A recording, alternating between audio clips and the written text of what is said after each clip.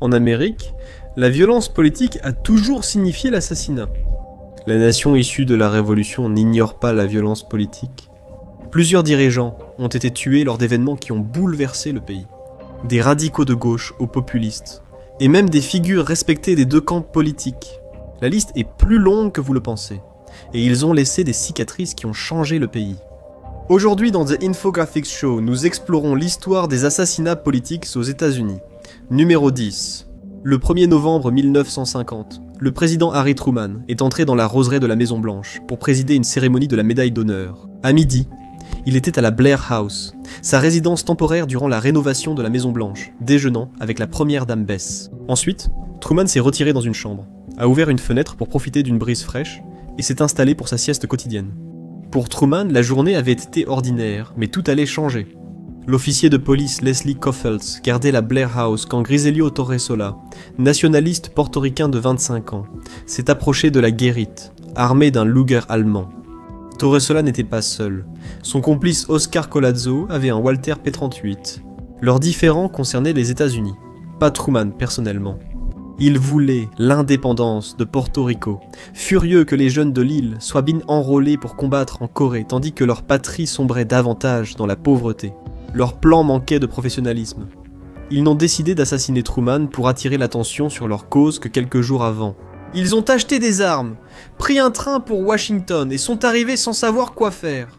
Torresola a tiré sur l'agent Koffeltz à bout portant, le blessant mortellement.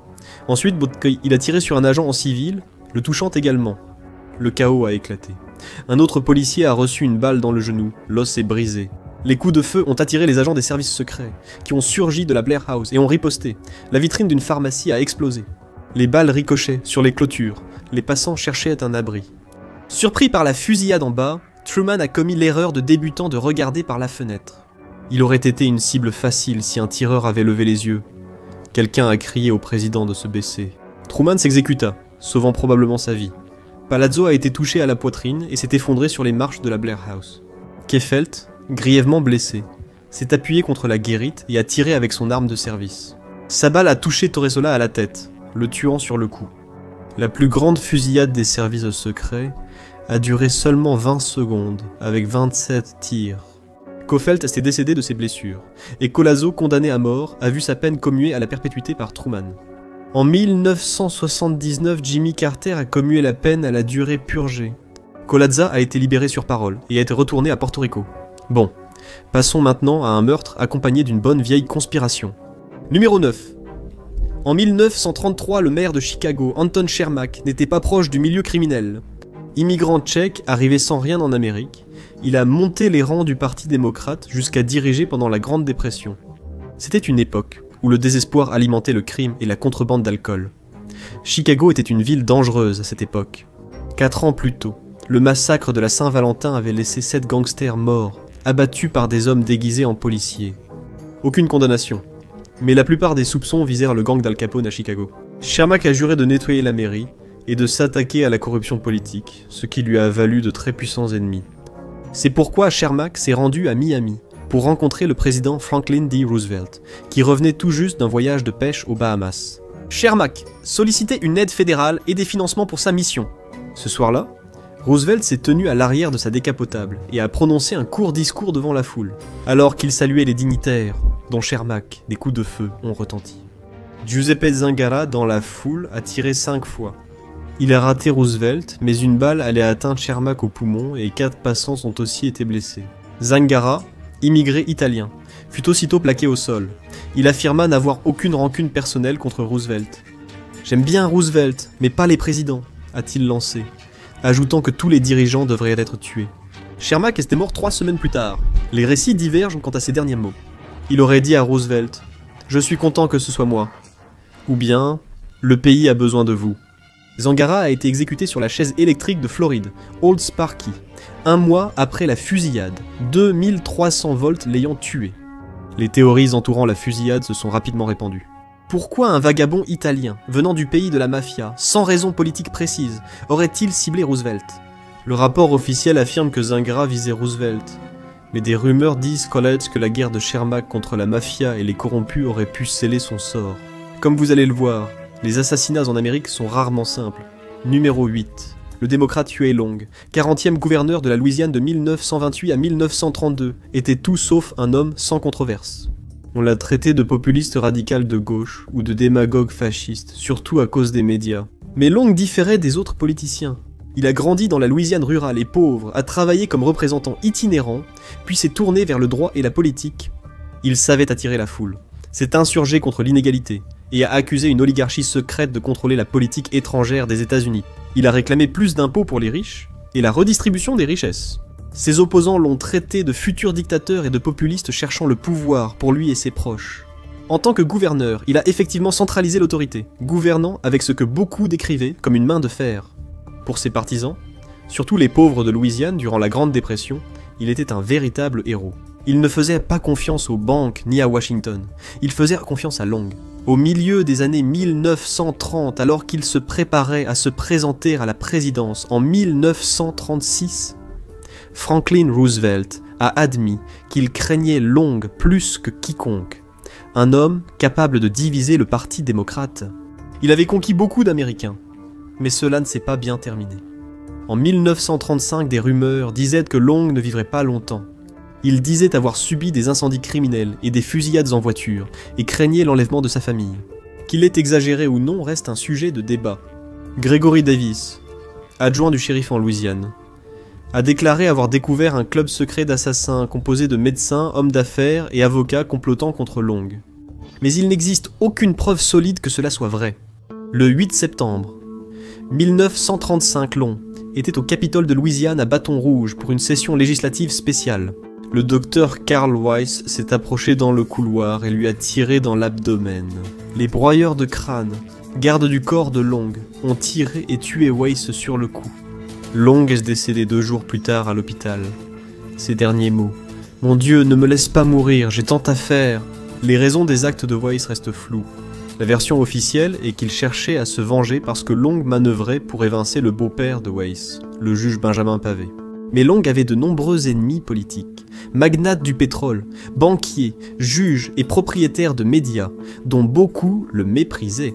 La vérité n'était pas absolue, Long était adoré par beaucoup, pas seulement les pauvres. Même les intellectuels voyaient quelque chose d'admirable en lui. Il était unique, sans doute moins mauvais que ses ennemis le disaient, et restait une menace pour le statu quo. Mais il a accaparé beaucoup de pouvoir pour lui-même. Les enquêteurs du gouvernement n'ont jamais prouvé l'existence d'un complot, mais Roosevelt a dû pousser un soupir de soulagement lorsqu'il a remporté une victoire écrasante lors de l'élection de 1936. Si Huey Long avait survécu, cette victoire n'aurait peut-être pas été assurée. Un autre chapitre sombre s'est refermé, mais pas pour longtemps. Numéro 7. Le 17 juin 2015, un homme a ouvert le feu dans une église noire du centre-ville de Charleston, en Caroline du Sud. 9 fidèles, dont le pasteur Clementas C. Pinckney, ont été tués dans leur lieu de prière. La question que tout le monde se posait était « Pourquoi ? Pourquoi massacrer des familles qui n'avaient fait de mal à personne ?» À 13 ans, Clementas Pinckney prêchait déjà dans son église, et à 18 ans, il était pasteur. En 1996, il est devenu, à 23 ans, le plus jeune Afro-Américain élu à l'Assemblée générale de Caroline du Sud. Étoile montante promise à une longue carrière politique, il s'est heurté à des ennemis dans le service public. Pinckney parlait ouvertement des droits civiques, du contrôle des armes et des inégalités. En tant qu'homme noir dans la politique majoritairement blanche de Caroline du Sud, sa présence défiait l'ancien ordre établi. Pour certains, cela faisait de lui une cible. Le soir du massacre, Pinckney était à la fois sénateur de l'État et pasteur de l'église Emmanuel African Methodist épiscopale. La police a rapidement arrêté Dylann Roof, âgé de 21 ans, avec sa silhouette frêle et son visage juvénile. Il semblait adolescent plutôt qu'assassin politique. À l'interrogatoire, il a avoué. Animé par la haine raciale, il cherchait à provoquer une guerre de race. Son site internet hébergeait un manifeste imprégné de suprémacisme blanc et de néonazisme. Malgré son âge, ses convictions étaient profondément radicalisées. Roof purge plusieurs peines de prison à vie dans une prison fédérale, où il finira ses jours consumés par la haine ou le regret. Pinckney n'était pas sa seule victime prévue. Roof avait envisagé de cibler des écoles ou d'autres églises, partout où il pouvait tuer des personnes noires. Emmanuel A. Ami a été choisi pour son importance historique dans la vie afro-américaine, et selon Roof, pour sélectionner ses victimes. Au moins, avec cette histoire, c'était simple et clair. Avec la suivante, les conspirations allaient en durer jusqu'à aujourd'hui. Numéro 6. Le 5 juin 1968, la salle de bal de l'ambassadeur à l'hôtel ambassadeur de Los Angeles était bondée à craquer. La foule fêtait la victoire de Robert F. Kennedy à la primaire démocrate de Californie, frère du président assassiné John F. Kennedy. C'était une avancée majeure vers l'investiture démocrate. Il y avait une réelle chance qu'il devienne le prochain président. Et tout comme son frère, il n'était pas vraiment le favori de l'establishment. Après que Kennedy ait prononcé son discours de victoire, il s'est frayé un chemin à travers la foule et est passé par la cuisine, saluant les personnes venues le féliciter. Des coups de feu ont retenti. Il s'est effondré et il est mort à l'hôpital. Ce fut une tragédie. Pour beaucoup d'Américains, Kennedy incarnait l'espoir. Il pensait que deux frères se distinguaient aux élites politiques et pourraient mettre fin aux guerres et interventions sans fin. Pour Seyron, les guerres étaient personnelles. Il s'opposait au soutien de Robert Kennedy à Israël et après la fusillade, fut capturé vivant et confus. En prison, il a dit à sa mère qu'il ne se souvenait même pas de ce qui s'était passé. Au fil des ans, son récit a changé, mais en tant que vieil homme, il a toujours nié sa responsabilité dans le tir fatal. Bobby avait beaucoup d'ennemis. Le crime organisé, les partisans d'une politique étrangère agressive, des rivaux politiques nationaux. Il évoquait une révolution en Amérique pour la dignité, la liberté économique, la réforme sociale et politique.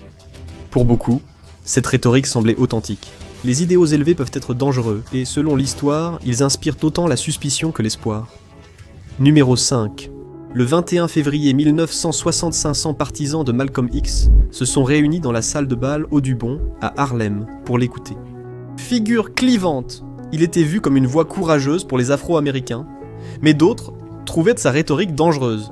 Sa femme et ses enfants observaient que depuis peu le public, quand le homme de 39 ans s'est avancé au podium.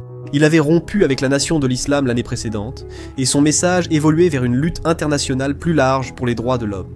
Il a souligné la solidarité et la dénonciation de l'oppression systémique, une vision proche, bien que différente, de celle de Martin Luther King Jr. Peu après que Malcolm ait commencé à parler, une agitation a éclaté au fond de la salle. Un homme a crié détournant l'attention de la scène, puis des coups de feu ont retenti dans la salle. Un des assaillants s'est précipité en avant, avec un fusil à canon scié, et a tiré sur Malcolm en pleine poitrine. D'autres sont arrivés armés pendant que ses gardes du corps intervenaient. En moins d'une minute, il gisait grièvement blessé sur la scène, touché plus de 20 fois. Sa femme, Betty Shabazz, a protégé leurs enfants pendant que des partisans maîtrisaient l'un des tireurs au sol, tandis que les autres prenèrent la fuite. 3 membres de la nation de l'islam ont été condamnés pour meurtre. L'un a admis son rôle au procès, affirmant l'innocence des 2 autres. Pendant des décennies, des gens ont justement remis en question la version officielle. La police de New York et le FBI surveillaient un Malcolm X. Récemment, de nouveaux documents et témoignages ont montré que des preuves importantes avaient été cachées aux avocats et au public. Des preuves qui, selon les procureurs et le projet Innocence, remettaient en cause l'équité des procès d'origine. Ces preuves ont relancé l'examen de l'affaire. Et en novembre 2021, un juge a annulé les condamnations de 2 hommes, qualifiant les poursuites initiales d'erreurs judiciaires. La mini-série Netflix, qui a tué Malcolm X, ainsi que les reportages qui ont suivi, ont poussé le bureau du procureur de Manhattan à rouvrir l'affaire. Les enquêteurs ont relevé des failles dans l'identification, les pratiques policières et la non-divulgation d'éléments disculpatoires, cause fréquente de condamnations à tort. Les hommes États ont été innocentés, et la ville ainsi que l'État ont accepté de les indemniser lors de règlements ultérieurs. Ils avaient clairement été piégés. Aujourd'hui, la famille de Malcolm X poursuit en justice le FBI, le New York Police Department et la CIA, et d'autres groupes réclament de nouvelles enquêtes sur les assassinats de King et des frères Kennedy. C'était une période sombre de l'histoire des États-Unis, marquée par une forte polarisation. Comme vous allez le voir, les temps sombres ont toujours été là. Numéro 4. À l'aube du 11 juillet 1804, le soleil s'est levé du côté du New Jersey sur la rivière Hudson, au pied des falaises des Palisades. 2 hommes se préparaient à un duel. Manière sombre et solennelle de régler l'honneur entre gentlemen. Ce n'était pas vraiment un assassinat, mais c'était similaire. Aaron Burr Jr., vice-président sous Thomas Jefferson, et Alexander Hamilton, premier secrétaire au Trésor, étaient les 2 hommes. Pour Alexander Hamilton, le duel était sérieux. 2 ans et demi plus tôt, son fils de 19 ans Philippe avait été tué dans un duel presque au même endroit. Ironiquement, Alexander Hamilton a aidé à faire adopter la loi anti-duel de New York après la mort de son fils. Le voilà, pistolet en main. Habitué aux querelles, il se voyait comme un homme d'honneur. Il détestait Burr, le qualifiant de corrompu et dangereusement égoïste. Les 2 hommes savaient, que le duel était illégal, alors leurs témoins, des hommes de confiance, détournèrent soigneusement le regard au moment crucial pour pouvoir nier de façon plausible. Les pistolets formaient une paire assortie de Wagdon et Barton. Les récits varient, mais Hamilton aurait délibérément tiré à côté ou dans les arbres, pratique appelée jeter son coup. Burr ne l'a pas fait. Il a touché Hamilton à l'abdomen, blessant son foie et sa colonne vertébrale. Hamilton est décédé le 12 juillet. Burr a été accusé de meurtre à New York et dans le New Jersey, mais les charges ont été abandonnées. Sa carrière politique était finie. Il a échappé à une accusation de trahison dans le Sud, puis est parti en Europe. Des années plus tard, il revient aux États-Unis et meurt à New York en 1836 à 80 ans. Les 3 assassinats suivants ont tous été des événements majeurs qui ont façonné l'histoire des États-Unis. Numéro 3. Pendant les jours sombres de la guerre froide, la CIA a soutenu des hommes dangereux à travers l'Amérique du Sud. L'objectif était simple, maintenir l'influence américaine et stopper les soulèvements de gauche. Lors de l'opération Condor, l'aide sécuritaire et le partage de renseignements américains ont équipé et parfois formé les forces devenues des escadrons de la mort pour les dictateurs. L'agence a également acheminé de l'argent et un soutien politique qui ont soutenu des années de répression brutale. L'un des hommes ayant bénéficié de cette aide était le dictateur chilien Augusto Pinochet, un homme brutal dont la police a torturé, assassiné et fait disparaître des milliers de militants chiliens. C'était la dure réalité de la politique d'équilibre des pouvoirs. Tandis que les Américains entendaient parler de liberté, d'horribles événements se produisaient à l'abri des regards. Des documents déclassifiés montrent que la CIA savait les abus de Pinochet, mais a privilégié la géopolitique à la justice. Le secrétaire d'État Henry Kissinger a averti les responsables chiliens en 1976 de ne pas commettre de meurtre, au moins sur le sol des États-Unis. Cela embarrasserait Washington, mais le 21 septembre 1976, c'est bien ce qui s'est passé. Orlando Letelier, un diplomate et critique virulent de Pinochet, a été assassiné à Washington. Letelier avait été un haut responsable dans le gouvernement démocratique de gauche de Salvador Allende, occupant le poste de ministre des Affaires étrangères, puis celui d'ambassadeur du Chili aux États-Unis. Après le coup d'État soutenu par la CIA contre Salvador Allende, il s'est exilé. Letelier croyait être en sécurité aux États-Unis. Mais un matin, alors qu'il roulait près d'Embassy Row avec Ronnie Moffat et son mari Michael, sa voiture a explosé. Michael a survécu en tentant d'aider. Le torse de Letelier avait été déchiqueté, ses jambes arrachées. Le cou et la poitrine de Ronnie ont été gravement blessés par des éclats d'obus. Letelier et Ronnie sont tous deux décédés plus tard de leurs blessures. Un assassinat politique à Washington, en pleine heure de pointe, était inacceptable. Plusieurs hommes ont été arrêtés. Des enquêtes ultérieures ont relié le complot à la Direction nationale du renseignement, la police secrète de Pinochet. La CIA a finalement jugé qu'il y avait des preuves convaincantes que Pinochet avait personnellement ordonné à son chef du renseignement de commettre le meurtre. Un écrivain politique a qualifié plus tard cet acte de terrorisme international, le plus audacieux jamais commis à Washington avant le 11 septembre. Des historiens et éco-journalistes affirment que des responsables américains, dont Kissinger, ont ignoré ou protégé Pinochet. Mais aucune preuve directe de l'implication personnelle de Kissinger dans le complot n'a jamais été apportée. Numéro 2. On dit que le terme d'extrême droite est parfois galvaudé, mais il s'applique parfaitement à George Lincoln Rockwell, fondateur du parti nazi américain. Il prônait l'extermination des Juifs et la déportation des Afro-Américains. Né en 1918 de parents artistes de vaudeville, il a connu une enfance marquée par la violence et les abus psychologiques. Il a ensuite rejoint la marine américaine pendant la Seconde Guerre mondiale. Il paraît que ses opinions extrêmes ont débuté sous Joseph McCarthy, qui alertait sur la subversion communiste en Amérique. À cette époque, Rockwell a lu Mein Kampf d'Adolf Hitler, qu'il a ensuite affirmé lui avoir donné la lumière claire de la raison et de la compréhension. Après avoir quitté la marine en 1954, Rockwell a rencontré des personnes partageant ses idées, pensant que les Juifs étaient des parasites, et que Martin Luther King servait les Juifs. Il a ensuite fondé l'Union mondiale des nationaux socialistes de la libre entreprise, qu'il a abrégé en Union mondiale des nationaux socialistes, et cela s'est transformé en Parti nazi américain, ou Parti nazi américain, en 1959. Il a beaucoup œuvré pour populariser son parti nazi, fondant la majorité chrétienne blanche unie, et essayant de relancer la jeunesse blanche pour augmenter les membres. Mais heureusement, cela n'a jamais vraiment fonctionné. En 1965 candidat au poste de gouverneur de Virginie, il a obtenu un peu plus de 5700 voix, soit environ 1%. Rockwell a persisté à prêcher sa philosophie du pouvoir blanc, mais cela n'a pas duré. Il savait être un homme marqué, et disait qu'on avait tenté de lui tirer dessus. mais il n'était pas assez riche pour avoir des gardes du corps. Ce matin-là, il avait pris le petit déjeuner avec les autres membres du parti. Le plan était de se rendre à Washington, District of Columbia, et de distribuer le premier numéro de leur nouveau journal, White Power.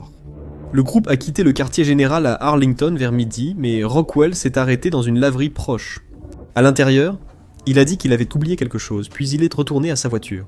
Au moment où il a commencé à reculer, le bruit des coups de feu a déchiré l'air, tiré depuis un toit à proximité. 2 balles ont traversé le pare-brise. L'une a raté sa cible, l'autre a touché Rockwell à la poitrine.